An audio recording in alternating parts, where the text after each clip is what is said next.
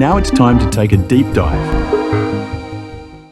Alright, thanks Slick Mick. Look, in front of Chris and I are a couple of action figures, and that's going to form a part of what we're talking about in today's deep dive. It's professional wrestling in popular culture during the 1990s.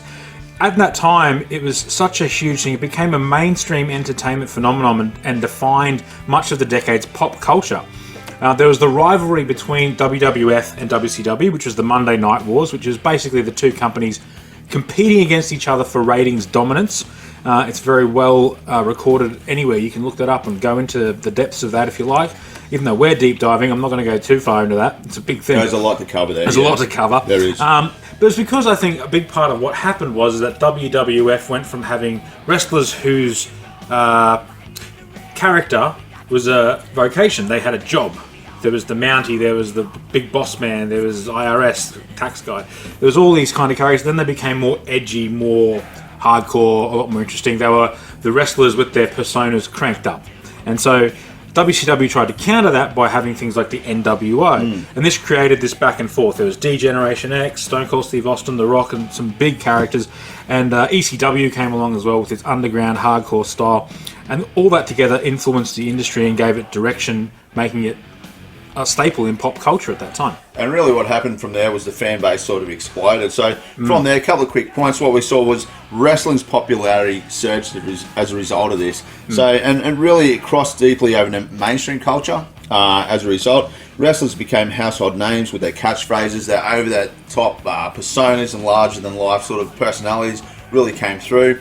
And it also saw guys like The Rock really cross over into the world of acting. We saw this happen with a couple of Triple H was another one who had a somewhat acting career. He was in Blade. He was in Blade Trinity. Yeah, something like that. And it gave rise to Mick Foley becoming an author, a New York City best time seller. So it really opened the door for a lot of wrestlers to move away from the ring into other areas outside of just purely wrestling. Definitely. And then that comes with that, the merchandise. As I said, we've got some action figures here in front of us, and that was a big part. Action figures, video games, t-shirts, posters, toys, lunchboxes, you name it. Everything. It had wrestling on it. Everything. It was absolutely everywhere, right? Geared for children and teenagers and young adults. The toys were everywhere, but I tell you what, video games, Chris, they killed it. Yeah, we played them as a kid. Yeah. As kids, we smashed through video games. There was 64 and PlayStation, even on Super Nintendo. Console Wars. Big reason for that. Absolutely. Huge. Yep. Just touching on that too. So there was also comics. We saw some of those wrestling characters placed into some comic threads and storylines. Like The Undertaker, we have a toy of The Undertaker. He was, because he's a supernatural character, him and his brother Kane. He lended well to that sort of you could make up superhero stories about them. They were basically superheroes. Yeah, so it basically positioned wrestlers well for that larger-than-life mythical figures who could be used beyond the ring, essentially, is what happened. Definitely. The influence of wrestling on society during the 1990s was both widespread and complex. On one hand, it brought issues of class, authority, and identity into entertainment through storylines and characters, like Stone Cold Steve Austin versus Vince McMahon. That's a good example. Yep. And it often exaggerated real-life dynamics, like social dynamics.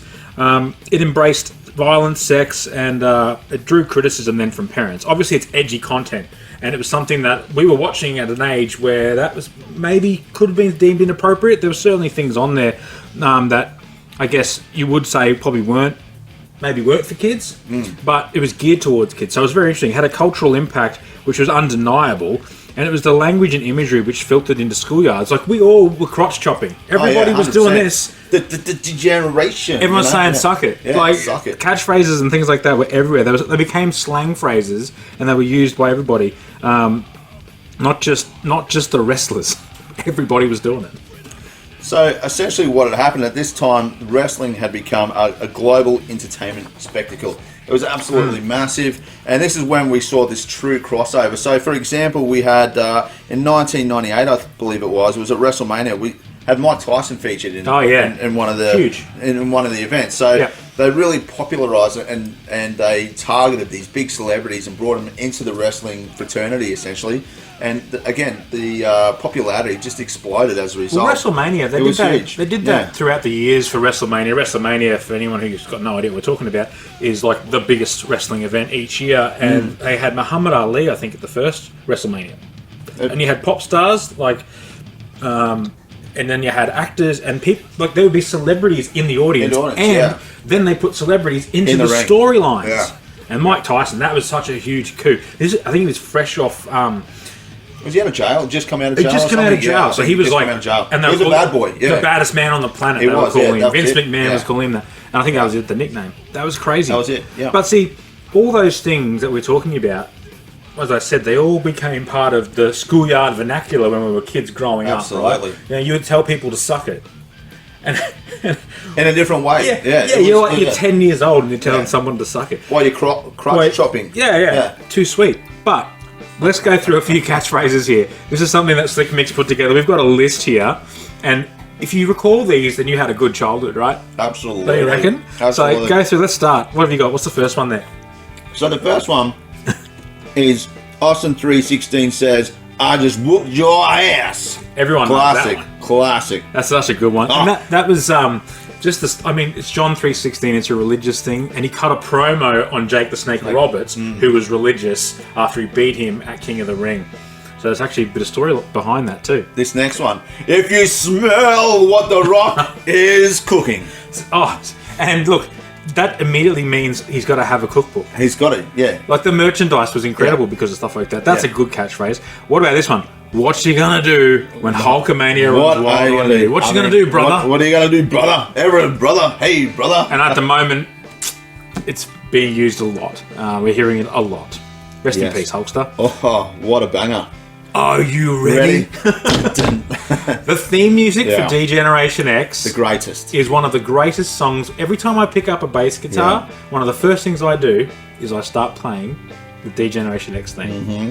So good. Are you ready? Was that amongst other catchphrases? Are you ready? Yeah, they had some good ones actually, didn't they? Same as this next man. He had a couple of good ones. Oh, yeah. Bang bang bang, the Macho Man. Hey, Oh, that's it. so Bang good. bang bang. He Macho had, Man. he had so many He did. lines. He like, did, were not even catchphrases. They were just bizarre things that he would say. and they would stick.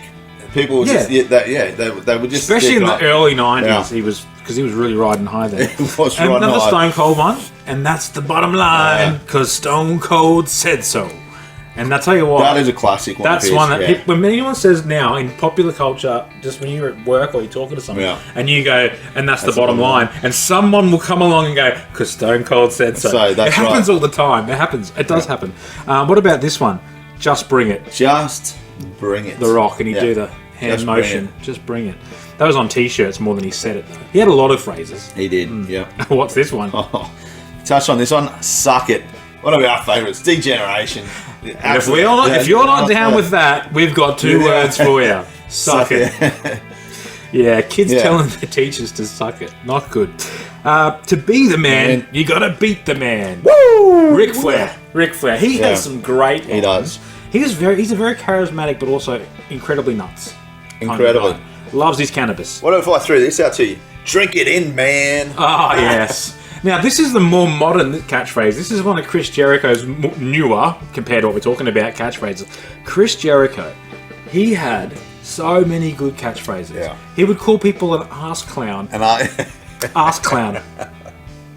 I don't know what to say about that. A little bit more of the bubbly? Or a little bit of the bubbly, he would say. That's another more recent one. He would say, you just made the list? The list of Jericho? The list of Jericho. And he called Stephanie McMahon, daughter of Vince McMahon, a trash bag hoe. Oh yes, that was classic. Yep, good stuff. Insulting the boss's daughter. Good stuff. She could be riding on the hoe train. I think she did a little. Yeah. Now the Godfather with Yeah. the hoe train. Oh, look. Have a nice day. Mankind, have a nice day. Yep. And Bang Bang, which Yep. is Cactus Jack. Bang Bang! Bang bang. Another Cactus one. Jack. What about this one? Well, I mean, this one speaks for itself, really, does, doesn't doesn't it? it? Rest in peace. Yep. Can you roll your eyes back in your head like The Undertaker? Rest in peace. Yes.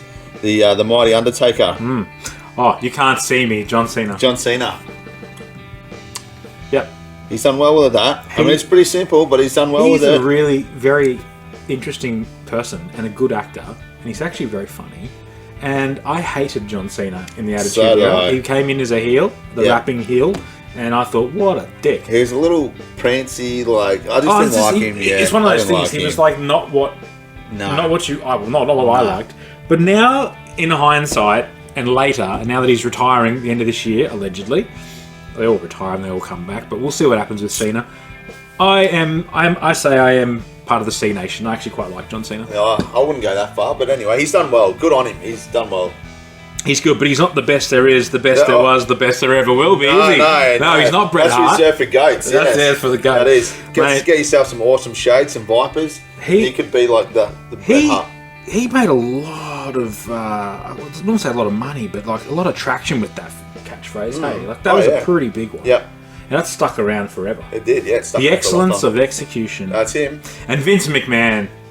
You're fired!